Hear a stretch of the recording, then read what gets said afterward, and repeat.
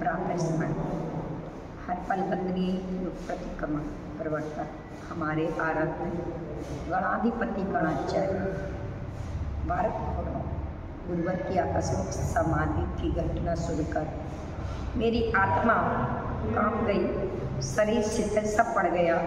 सोचने लगी कि यह सत्य है कि कोई स्वप्न है। सुना था कि 2024 का साल अच्छा नहीं है, लेकिन वह तो सपने में भी नहीं सोचा था कि हमारे ही सर से हमारे गुरुदेव का वरद हस्त छिन जाएगा।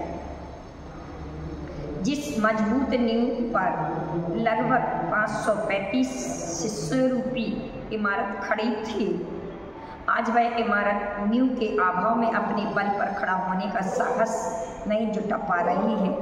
ऐसी स्थिति में 3:30 बजे से देख रही हूँ सारे शिष्यगण। परम पूज्य गुरुवर की भावना थी कि अगला युग प्रतिक्रमण का कार्यक्रम सहस्कुंड विद्यातीर्थ पर हो। उनकी भावना को साकार करने हेतु और मैं अपने हृदय में ऐसा गुरु को अपने हृदय में हृदयंगम करने हेतु स्वभाव सजोकर पुरुषार्थ कर रही थी, लेकिन पूज्य गुरुदेव का हमारा सपना अधूरा छोड़कर हमारे बीच से चले गए। हम सभी को अत्यंत खेद और शोक है, पर क्या करें। रोना तो सबके बस में होता है, पर रोकना किसी के बस में नहीं होता है।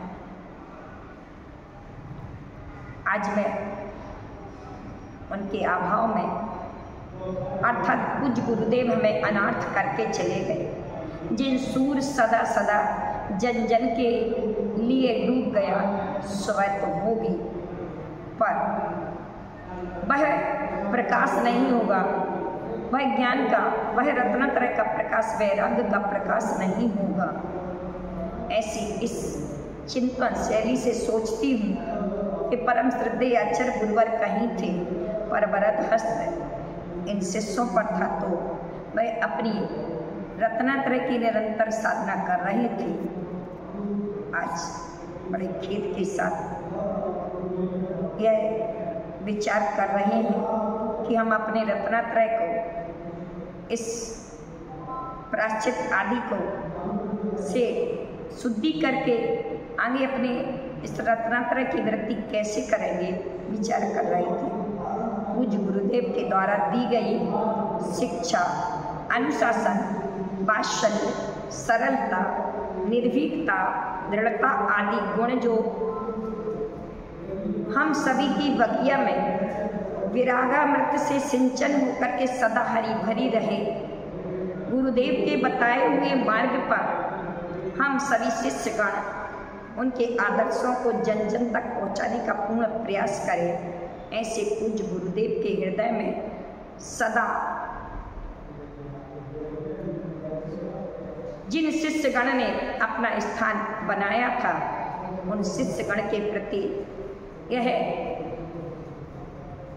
भावना है कि हम अपने परम श्रद्धेय आचार्य गुरुवर के इन अनुशासन को और एकता को, अखंडता को बनाए रखेंगे। ऐसी मैं सभी से भावना भाती हूँ। परम श्रद्धेय आचार्य गुरुवर तो वैसे सदा अमर थे हमारे हृदय में।